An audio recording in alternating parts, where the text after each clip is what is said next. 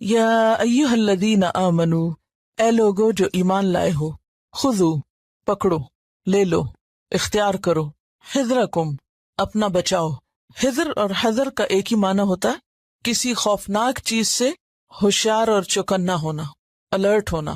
تو خذو حذرکم اپنا بچاؤ کر کے رکھو، محتاط رہو، یا یہ کہ وہ چیز تیار رکھو جس سے تم اپنے آپ کو بچا سکو۔ فنفروا ثباتن، پھر نکلو، ثباتن الگ الگ۔ فنفروا کا لفظ جو ہے نون فیرے سے ہے، نفر، نفری کا لفظ اردو میں بھی استعمال ہوتا ہے۔ نفرہ کا معنی ہوتا ہے نکلنا، جانا۔ تو نکلو، اور مراد ہے جنگ کے لیے نکلو۔ ثباتن، ثبتن کی جمع ہے، تے بے چھوٹی تے الف کے بغیر، ثبتن۔ ثبتن کہتے ہیں دستوں کو، ٹکڑیوں کو۔ تو نکلو الگ الگ دستوں کی شکل میں یا ٹکڑیوں کی شکل میں، چھوٹے گروپس کی شکل میں۔ اوِنفروا یا نکلو جمیعاً اکٹھے، سارے کے سارے، یعنی اکٹھے بھی نکل سکتے ہو اور الگ الگ دستوں کی شکل میں بھی نکل سکتے ہو، جیسے کہ سورۃ التوبہ میں آتا ہے انفروا خفافا وثقالا، نکلو ہلکے ہو یا بوجھل، یعنی تھوڑے ہو یا کم۔ اوِنفروا جمیعا، یا پھر سب نکلو۔ اب سوال یہ پیدا ہوتا ہے کہ کیا کسی جنگ کے موقع پر سب کا نکلنا ضروری ہے؟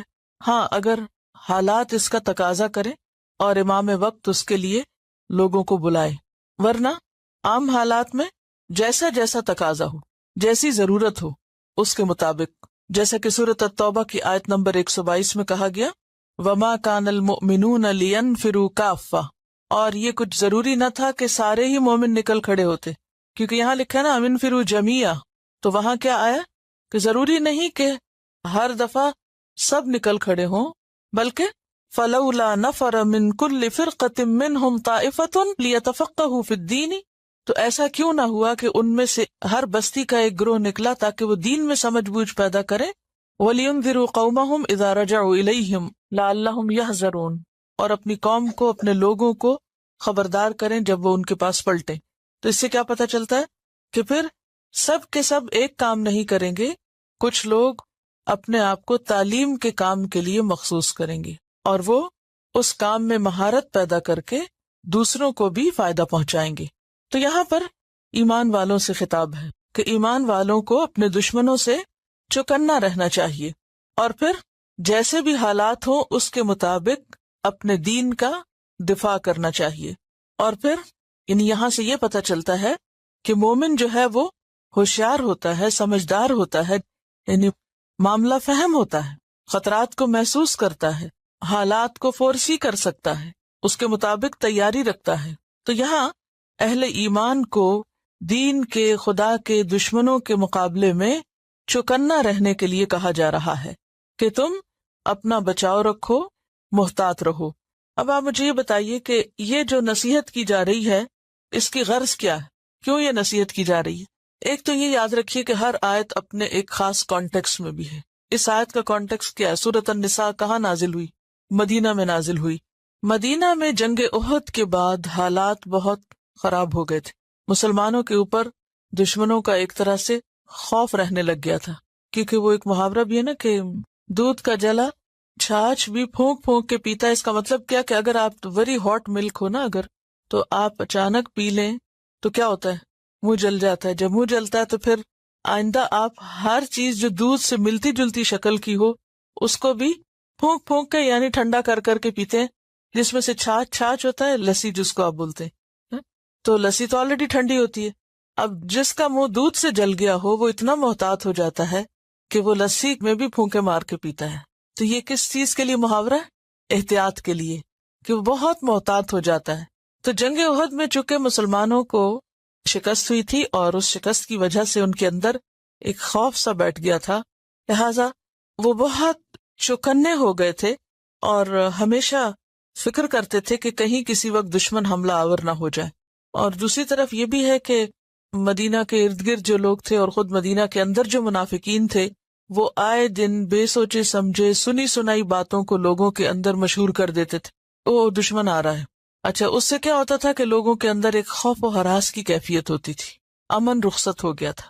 اور یہ ایک بالکل نیچرل سی بات ہے نا کہ اگر انسان کو زندگی میں کسی وقت کوئی ناکامی ہو جائے تو اس کے بعد اس کی نفسیات کیا بنتی ہے، وہ بہت کانشیس ہو جاتا ہے اور بعض اوقات نیگیٹو تھنکنگ بھی آنے لگتی ہے. وہ ہر چیز کے اندر مثبت چیز دیکھنے کی بجائے منفی چیز دیکھنے لگتا ہے. انڈیویجول لیول پر بھی یہ ہوتا ہے کہ اگر زندگی میں مثلاً کسی سے کوئی کار کا حادثہ ہو گیا تو اب وہ سڑک پر نکل کے کیا سوچتا ہے، ابھی پھر میں کہیں لگا یا ابھی مجھے کوئی آ مارے گا. تو یہ ایک بالکل قدرتی سی بات ہے. اگر انسان مستقل طور پر اس کیفیت میں رہے تو اس کا کانفیڈنس ختم ہو جاتا ہے اور وہ زندگی میں کوئی تعمیری رول ادا نہیں کر سکتا. تو ایسی صورت میں بجائے اس کے کہ انسان ایک خوف کا شکار رہے اور ہر وقت ہر آواز اور ہر شور پر اس کا دل بیٹھ جائے اور وہ ڈرنے لگے اور ڈر ڈر کے جیے، تو اس میں یہ ہے کہ انسان جب خوف کی نفسیات میں جیتا ہے تو تعمیری کام نہیں کر سکتا، اٹھ نہیں سکتا، اپنی صلاحیتوں کو صحیح طور پر استعمال نہیں کر سکتا. تو اس کا حل بتایا جا رہا ہے، اور وہ حل کیا ہے؟ ڈرنے کی بجائے کیا کرو؟ محتاط رہو، اپنی سرحدیں مضبوط رکھو، اپنا پہرا مضبوط رکھو، اپنی تیاری پوری رکھو. ڈرنے کی کیا ضرورت ہے؟ اب آپ دیکھیے کہ ایسے ہی جیسے کسی کے گھر میں خدا نخواستہ چوری ہو جائے تو اس کے بعد عموماً لوگ کیا کہتے ہیں، یہ گھر ہی چھوڑ دو. یہی ہوتا ہے نا، یہ گھر چھوڑ دو، یہ گھر ٹھیک نہیں. ابھی وہ تو آپ کہیں بھی جائیں گے تو کچھ بھی ہو سکتا ہے. تو مشکل صرف گھر چھوڑنے سے حل نہیں ہوگی، بلکہ اس کے لیے کیا کرنا ہوگا؟ خذوا حذرکم، اپنا بچاؤ رکھو، محتاط رہو، دروازے کھلے نہ چھوڑو، سیکیورٹی کا انتظام رکھو، اور اس کے ساتھ ساتھ جنگی تیاریاں بھی رکھو. فانفروا ثبات او انفروا جمیعا، حالات جس چیز کا تقاضا کرے اس کے مطابق اقدام کرو. کتنا خوبصورت سبق ہے، اجتماعی زندگی کے لیے بھی اور انفرادی زندگی کے لیے بھی، کہ انسان کو اگر کبھی کوئی نقصان ہو جائے کسی بھی وجہ سے تو انسان پھر مایوس نہ ہو، خوف زدہ نہ ہو اور پیچھے کو نہ پلٹے اور سنی سنائی باتوں پر یقین نہ کرے. کیونکہ خوف زدہ انسان کی ایک اور نفسیات ہوتی ہے کہ وہ وہمی بھی بہت ہو جاتا ہے، توہمات کا شکار ہو جاتا ہے، سنی سنائی باتوں پہ یقین کرنے لگتا ہے. کیوں؟ کیونکہ وہ اپنا کانفیڈنس کھو چکا ہوتا ہے. تو یہاں پر ایک طرح سے کانفیڈنس بحال کرنے کا طریقہ بتایا جا رہا ہے، اور پھر وار ٹیکٹکس بتائی جا رہی ہیں کہ تم جیسے مناسب سمجھو اس کے مطابق کام کرو. وَإِنَّ مِنْكُمْ، اور بے شک تم میں سے کن میں سے؟ مسلمانوں میں سے. لمن، البتہ جو، لَيُبَطِّئَنَّ، البتہ ضرور دیر لگائے گا، سستی دکھائے گا، کہ تم میں ایسے لوگ موجود ہیں. اور اشارہ کن کی طرف ہے یہاں؟ منافقین کی طرف، کہ جو ہیلے بہانے کر کے پیچھے رہیں گے، وہ نکلنا نہیں چاہیں گے، عذر معذرتیں کریں گے. فَإِنْ أَصَابَتْكُمْ مُصِيبَةٌ، پھر اگر پہنچے تم کو کوئی مصیبت، یعنی وہ تو ہیلے بہانے کر کے پیچھے رہ گئے اور تم نکل گئے، اور پھر اگر کوئی مصیبت آئی تم پر، جیسے کہ جنگ احد میں آئی، قالا، تو اس نے کہا، کس نے؟ ایسے لوگوں نے جو خود نہیں نکلتے اور بہانے کرتے ہیں، قد انعم اللہ علیہ، کہ تحقیق اللہ نے مجھ پر تو بڑا ہی انعام کر دیا، مجھ پر تو اللہ کا بڑا فضل ہو گیا. وہ کیسے؟ اذ لم اکن، جب کہ نہیں تھا میں، معہم، ان کے ساتھ، یعنی شکر ہے میں جنگ پر نہیں گیا، شہیدن، حاضر، میں جنگ میں موجود نہ تھا. یہ مجھ پر بڑا اللہ کا فضل ہوا، کیونکہ اگر میں جاتا تو میرا بھی یہی حال ہوتا، مجھے یہ نقصان اٹھانا پڑتا. تو یہ بات کیوں کی جا رہی ہے؟ یہ بھی مسلمانوں کو کانشیس کرنے کے لیے اور محتاط رہنے کے لیے. وہی جو بات ہے نا کہ مومن جو ہے وہ کیس اور فطن ہوتا ہے، وہ حالات کو دیکھ کر اندازہ کر لیتا ہے، اس کی نظر گہری نظر ہوتی ہے، اور وہ حقائق کو اندر تک تہ تک جا کے دیکھتا ہے، صرف اوپر اوپر سے نہیں چیزوں کو دیکھتا، گہری نظر سے دیکھتا ہے. تو اب حالات بتائے جا رہے ہیں، کیونکہ منافقین کی منافقت سب پر تو نہیں کھلی ہوئی تھی، تو منافقین مسلمانوں کے اندر ملے ہوئے تھے اور مسلمانوں کے گروہ کا حصہ سمجھے جاتے تھے. اب جب کسی خوف کے موقع پر یا کسی جنگ کی دعوت کے موقع پر انہیں بلایا جاتا تو وہ اس طرح ریاکٹ نہیں کرتے تھے جس طرح مخلص مومن کرتے تھے. مخلص مومنوں کا طریقہ کیا تھا؟ جیسے آپ پیچھے پڑ چکے ہیں کہ جنگ احد کے اگلے ہی دن جب بلایا گیا تو وہ پھر نکل پڑے. منافقین نہیں نکلتے تھے، کام چور لوگ تھے، کسی بھی قربانی کے موقع پر جان چھڑاتے اور بہانے کر کے پیچھے رہ جاتے. یہ جو بطا کا لفظ ہے نا، لَيُبَطِّئَنَّ، یہ بے توئے حمزہ سے ہے. بت ان کا مطلب ہوتا ہے سست ہونا، پیچھے رہنا، دیر لگانا، ڈھیلا پڑنا، اور بعض اوقات دوسروں کی بھی ہمتیں پست کرنا اس طریقے سے، نہ خود کام کرنا، نہ کرنے دینا، نہ دوسروں کے لیے کوئی اچھی مثال بننا. کیونکہ عموماً ایسا ہوتا ہے نا کہ اگر کسی گروہ کے اندر ایک شخص بہادر ہو، کریجیس ہو، ہمت والا ہو، مشکل وقت میں ڈرنے، گھبرانے اور پریشان ہونے کی بجائے ایک ڈیسیژن لے کے نہیں اس کام میں کیا مشکل ہے، کوئی مشکل نہیں، یہ کرنا ہے اور یہ ہو سکتا ہے، یعنی چیلنجز قبول کر سکتا ہو، تو جو ضعیف الاعتقاد اور کمزور قسم کے لوگ ہوتے ہیں وہ اس کے حوصلے کو دیکھ کر کیا کرتے ہیں، وہ بھی اٹھ کھڑے ہوتے ہیں، وہ بھی حوصلہ مند ہو جاتے ہیں. لیکن اگر کسی گروہ کے اندر صرف حوصلے پست کرنے والے لوگ ہوں، سست مزاج لوگ ہوں، کام نہ کر کے دینے والے ہوں، تو ان کا وجود معاشرے کے اندر نقصان دہ ہوتا ہے. عموماً جو کام کرنے والے ہوتے ہیں وہ بھی ان کو دیکھ کر ڈھیلے پڑ جاتے ہیں، وہ کہتے ہیں اچھا یہ نہیں نکل رہے تو ہم بھی نہیں نکل رہے، اور پھر الٹا اوپر سے جھوٹی خبریں، ادھر ادھر کی سنی سنائی باتیں اور وہمی باتیں اور بے وجہ کی منفی قسم کی باتیں عام کرتے ہیں، جس کی وجہ سے لوگوں کے حوصلے پست ہوتے ہیں. تو اللہ تعالیٰ خبردار کر رہے ہیں کہ دیکھو تمہارے اندر، تمہارے معاشرے میں ایسے لوگ موجود ہیں جو خود بھی پیچھے رہیں گے، چھپ جائیں گے، خطرے کے وقت نظر نہیں آئیں گے، دیر لگائیں گے، بہانے کریں گے، اور جب تم نکلو اور تمہیں کوئی مشکل پیش آئے تو پیچھے سے خوش ہو کے کہیں گے کہ شکر ہے ہم نہیں گئے اور شکر ہے ہم بچ گئے. اور ویسے بھی منافقین کا حال پیچھے آپ پڑھ چکے ہیں سورۃ آل عمران آیت 120 میں، وَإِن تُصِبْكُمْ سَيِّئَةٌ يَفْرَحُوا بِهَا، کہ جب تم پر کوئی تکلیف آتی ہے تو وہ کیا کرتے ہیں، خوش ہوتے ہیں. سورۃ التوبہ آیت 50 میں آتا ہے وَإِن تُصِبْكَ مُصِیبَةٌ، اگر آپ پر کوئی مصیبت آتی ہے، یقولوا تو کہتے ہیں، قد اخذنا امرنا، ہم نے تو اپنا معاملہ سنبھال لیا، من قبل اس سے پہلے ہی، وَيَتَوَلَّوْا وَهُمْ فَرِحُونَ، اور وہ منہ موڑ جاتے ہیں اس حال میں کہ وہ بہت خوش ہو رہے ہوتے ہیں کہ شکر ہے مصیبت ہم پہ نہیں آئی، انہی پر آئی. تو اس آیت سے پتہ یہ چلتا ہے کہ نیکی کے کاموں میں سستی دکھانا، پیچھے رہنا، کام کے وقت چھپ جانا، کام چوری کرنا، قربانی نہ کرنا، اور خصوصاً دین کے کاموں میں، اجتماعی کاموں میں جس میں اسلام کا، دین کا فائدہ ہو، سب مسلمانوں کی مصلحت ہو، ایسے کاموں میں دیر لگانا منافقت کی علامت ہوتا ہے. یہ انسان کے نفاق کی نشانی ہوتی ہے، ایمان کی کمزوری ہوتی ہے. بعض لوگ یہ سمجھتے ہیں کہ دنیا میں دین کے لیے کوئی قربانی کیے بغیر ان کو جنت مل جانی چاہیے اور انہیں اللہ کا محبوب بن جانا چاہیے اور انہیں اعلیٰ مقامات اور درجات حاصل ہونے چاہیے، خواہ وہ اس کی کوئی قیمت ادا نہ کریں. تو اسی لیے ہم دیکھتے ہیں کہ منافقین کا طرز عمل کچھ ایسا ہی تھا. منافقین کا طرز عمل کچھ اسی قسم کا تھا. وہ کیا چاہتے تھے کہ ایک طرف دیندار بھی کہلائیں اور دوسری طرف ان کو کوئی قربانی نہ کرنی پڑے، کیونکہ وہ تو یہ چاہتے ہیں کہ ہماری تعریف ان کاموں پر بھی ہو جو ہم نے کیے ہی نہیں.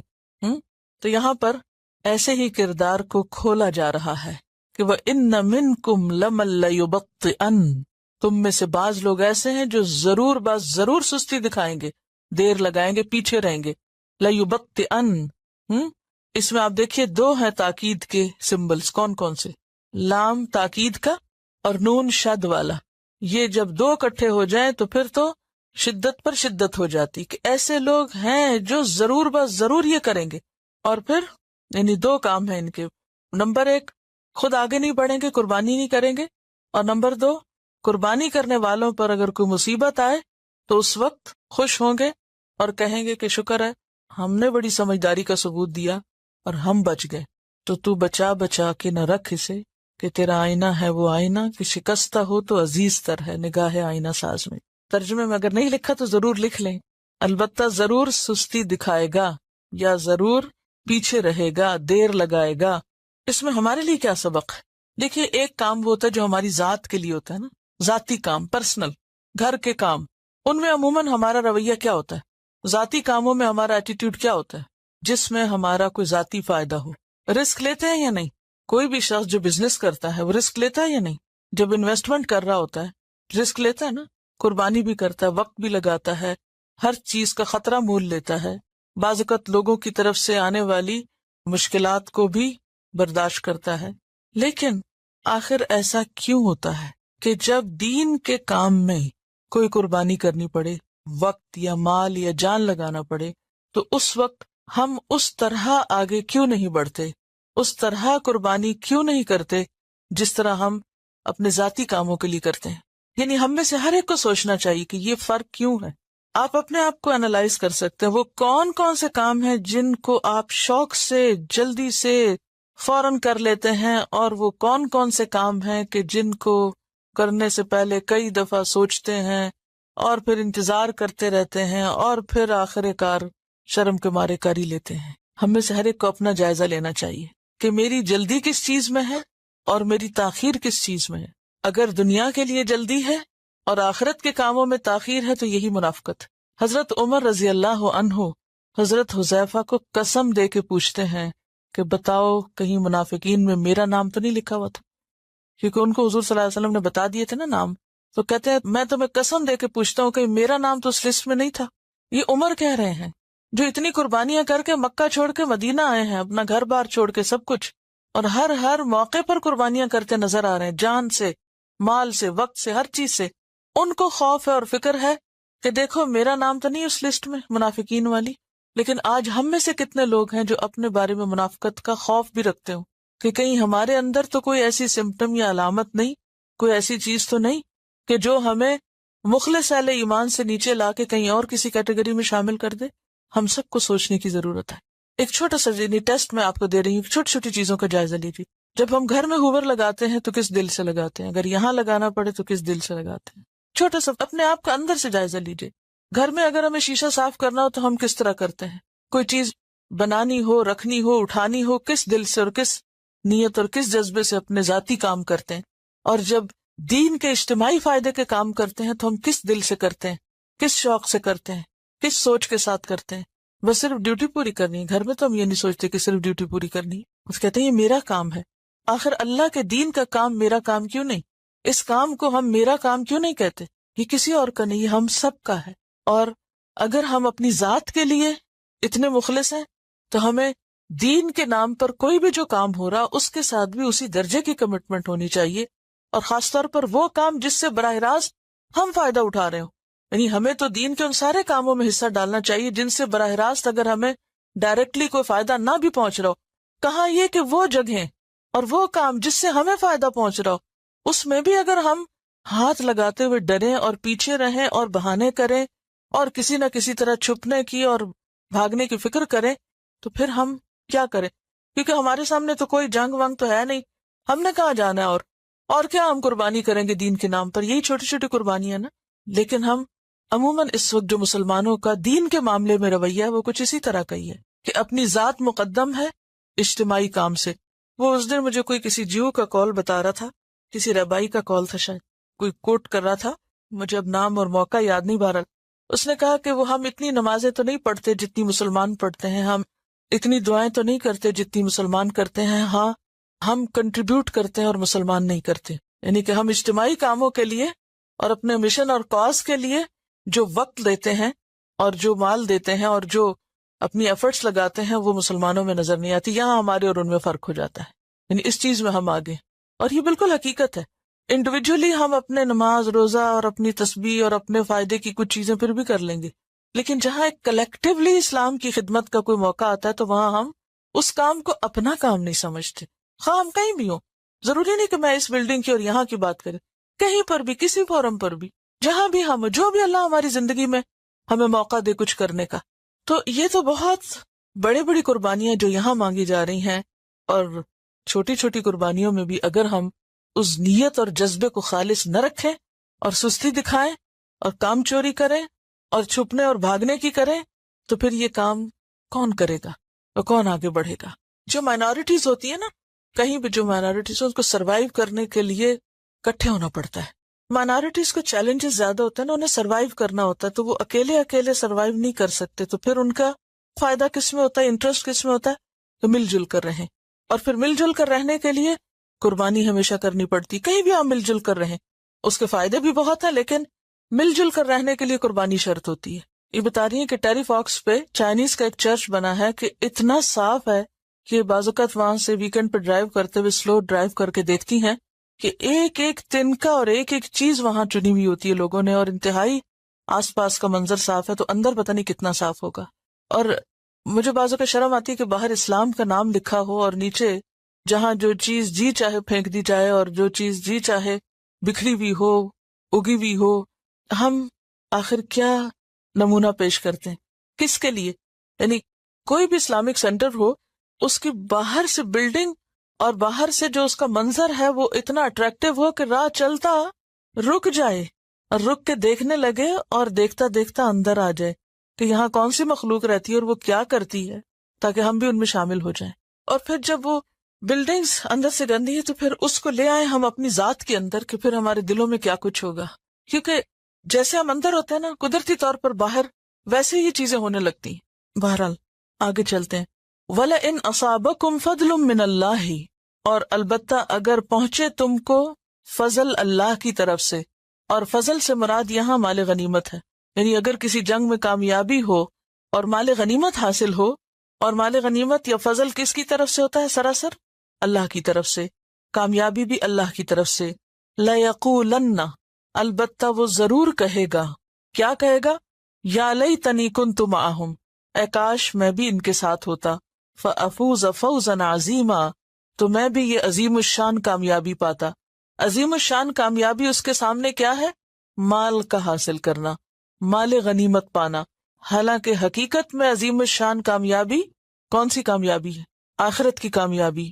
دنیا کی کوئی بھی کامیابی عظیم الشان کامیابی نہیں ہے، اصل کامیابی آخرت کی کامیابی ہے۔ اب یہ شخص جو اس وقت اس طرح کہتا ہے، مال کو دیکھ کر اسے عظیم کامیابی قرار دیتا ہے اور پھر اس وقت سوچتا ہے کہ کاش میں ان کے ساتھ ہوتا، تو اس شخص کو یہ بات کس طرح زیب دیتی ہے اور کس منہ سے کہتا ہے اور اس کا رویہ کیا ہوتا ہے؟ اور وہ یہ اس طرح کہہ رہا ہوتا ہے کہ الم تکم بینکم و بینہ مودہ، گویا کہ تمہارے اور اس کے درمیان کوئی قریبی تعلق، کوئی پیار محبت کا رشتہ تھا ہی نہیں۔ تو یہاں سے کأن سے لے کر مودہ تک کا جملہ جو ہے یہ جملہ معترضہ ہے، کلام کے بیچ میں آیا ہے۔ اس کو اگر آپ کسی بھی طرح باقی جملے سے الگ کر لیں تو بات زیادہ آسانی سے سمجھ میں آئے گی۔ اب سوال یہ پیدا ہوتا ہے کہ ایک سیدھے جملے کے بیچ میں ایک اور جملہ کیوں آیا؟ جملہ معترضہ نمبر ایک تو یہ ثابت کرتا ہے کہ یہ قرآن اللہ کا کلام ہے۔ کلام میں عام طور پر ایسا ہوتا ہے کہ ایک بات ہو رہی ہوتی ہے، بیچ میں سے روک کر دوسری بات واضح کر کے اور پھر جملہ مکمل کیا جاتا ہے، یعنی بیچ میں دوسری بات ایسی لائی جاتی ہے کہ جو اس کی اہمیت کو اور زیادہ واضح کرتی ہے۔ تو جملہ یوں مکمل ہو رہا ہے کہ اگر تمہیں اللہ کی طرف سے فضل پہنچے تو کہتا ہے کہ کاش میں ان کے ساتھ ہوتا اور بہت بڑی کامیابی پاتا، اور وہ شخص یہ بات اس انداز سے کہہ رہا ہوتا ہے کہ گویا تمہارا اور اس کا تو کوئی تعلق ہی نہیں تھا، اس کو تم سے کوئی دلچسپی نہیں تھی، تمہارے مشن سے کوئی دلچسپی نہیں تھی، اس کو ساری دلچسپی صرف اور صرف کس سے تھی؟ مال غنیمت سے۔ لہذا مال غنیمت پانے کے لیے تو وہ للچاتا ہے، یا یوں کہیے کہ مال غنیمت میں حصہ پانے کے لیے تو وہ للچا رہا ہے اور اس کو وہ عظیم الشان کامیابی قرار دے رہا ہے، اور اس کے برعکس جو جنگ میں جانے کا اصل مقصد تھا وہ اس کے سامنے ہے ہی نہیں، یا پھر کوئی انسانی ہمدردی یا اپنے دوستوں اور اپنے ساتھیوں کے ساتھ کسی قسم کا کوئی واسطہ تعلق تھا ہی نہیں۔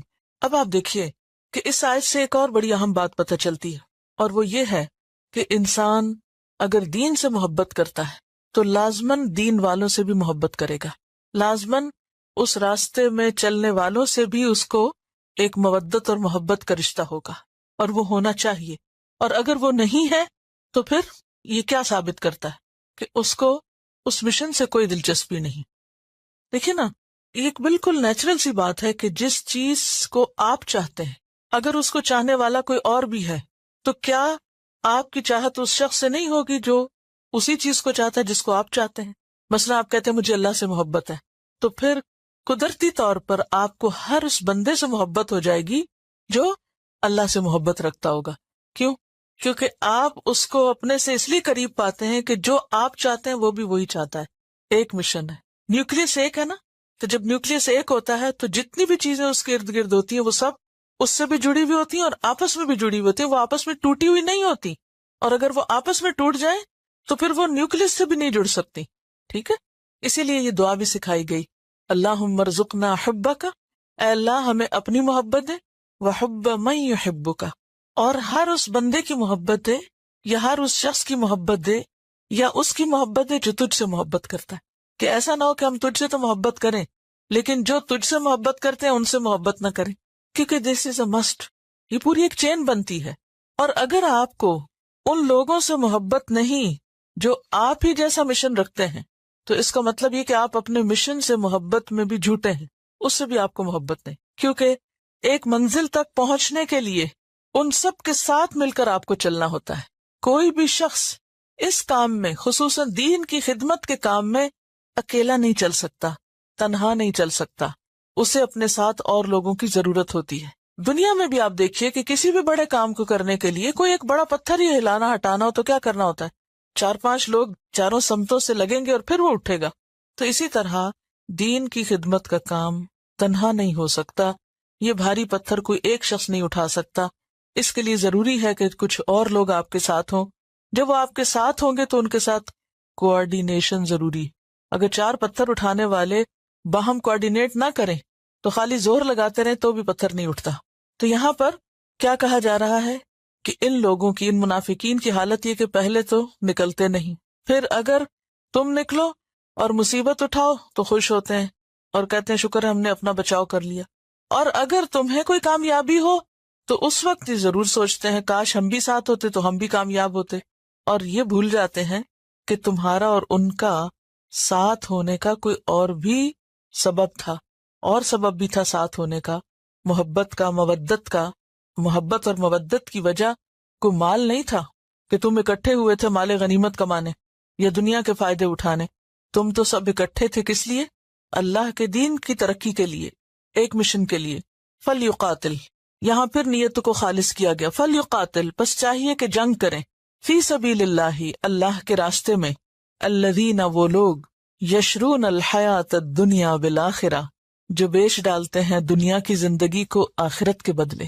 جو آخرت کمانے کے لیے, آخرت پانے کے لیے, آخرت چاہنے کے لیے دنیا بیچ ڈالتے ہیں, دنیا کے نقصان کی پرواہ نہیں کرتے.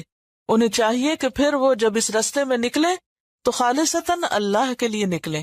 جیسے کہ وہ حدیث میں آتا ہے نا کہ جو اس لیے جنگ کرے لتکون کلمۃ اللہ ہی العلیٰ فہو فی سبیل اللہ, کہ اللہ کا کلمہ بلند ہو, وہی دراصل اللہ کے راستے میں نکلتا ہے. تو یہاں پھر ریمائنڈر دیا گیا, چاہیے کہ جنگ کریں, لڑیں.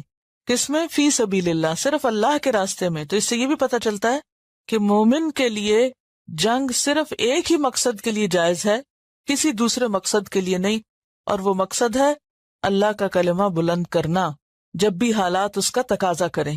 جیسے پیچھے آپ سورۃ البقرہ میں پڑھ چکے نا, وَمِنَ النَّاسِ مَن يَشْرِي نَفْسَهُ ابْتِغَاءَ مَرْضَاتِ اللَّهِ, کہ لوگوں میں سے کوئی ایسا بھی ہے جو اللہ کی رضا پانے کے لیے اپنا آپ بیچ ڈالتا ہے, خود کو بھی بیچ ڈالتا ہے, کچھ بھی نہیں باقی چھوڑتا. مال اور اولاد اور باقی چیزیں تو اور بات ہے, وہ اپنا آپ بھی بیچ دیتا ہے. تو یہاں بھی کیا ہے کہ جو لوگ دنیا کی زندگی بیچ ڈالتے ہیں آخرت کی زندگی پانے کے لیے, مراد کیا آخرت کی کامیابی پانے کے لیے, انہیں چاہیے کہ پھر وہ اپنی نیتیں درست رکھا کریں, اور جو بھی وہ کام کریں اللہ کے نام کی بلندی کے لیے کریں, نہ اپنا نام بلند کرنا اور نہ ہی کسی دوسرے کا. وَمَن يُقَاتِلْ فِي سَبِيلِ اللَّهِ, اور جو بھی اللہ کے راستے میں جنگ کرے گا, فَيُقْتَلْ, پھر مارا جائے, او یغلب, یا غالب آ جائے, فَسَوْفَ نُؤْتِیہِ, پس ان قریب ہم دیں گے اس کو, اجرًا عظیما, اجر عظیم.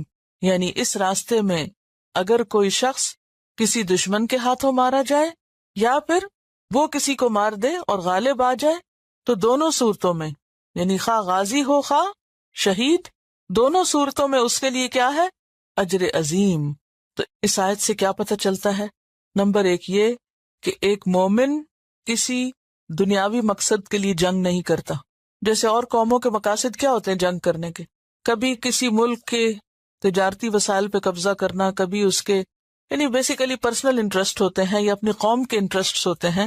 تو یہاں پر بیسیکلی کیا سکھایا جا رہا ہے کہ مومن کسی پر زیادتی کرنے کے لیے, ظلم کرنے کے لیے, ان کی زمین یا ان کے وسائل اور ریسورسز پر قبضہ کرنے کے لیے جنگ نہیں کرتا, بلکہ وہ کس لیے جنگ کرتا ہے؟ اللہ کی رضا کے لیے, دین کی سربلندی کے لیے, آخرت کے فائدے کے لیے. تو پہلی بات جنگ کا مقصد بتا دیا گیا, دوسری بات اس کا اجر بتا دیا گیا کہ کتنا بڑا اجر ہے. اور بعض احادیث سے بھی اس کا اجر پتہ چلتا ہے. مثلاً بخاری کی حدیث ہے، سہیل بن سعد کہتے ہیں کہ آپ صلی اللہ علیہ وسلم نے فرمایا، اللہ کی راہ میں ایک صبح یا شام نکلنا دنیا و ما فیہا سے بہتر ہے. حضرت ابو ہریرہ فرماتے ہیں کہ آپ صلی اللہ علیہ وسلم نے فرمایا، اس ذات کی قسم جس کے قبضے میں میری جان ہے، میں چاہتا ہوں کہ اللہ کی راہ میں شہید کیا جاؤں، پھر زندہ کیا جاؤں، پھر شہید کیا جاؤں، پھر زندہ کیا جاؤں، پھر شہید کیا جاؤں. یعنی واقعی اگر کوئی خالصتاً اللہ کی رضا کے لیے سب کچھ کرتا ہے اور دنیاوی مفادات اور زمینوں کی جنگ نہیں کرتا، تو ایسا شخص اگر مارا بھی جائے تو وہ ایسا لطف اٹھاتا ہے کہ بار بار اسی طریقے سے پھر مرنا چاہتا ہے. تو فیقتل کی بات یہاں کی گئی. پھر فرمایا وما لکم، اور کیا ہے تم کو، لا تقاتلون، نہیں تم جنگ کرتے، فی سبیل اللہ، اللہ کے راستے میں. اب یہاں ابھارنے کے لیے یہ انداز اختیار کیا گیا کہ آخر ایسا کیوں نہیں.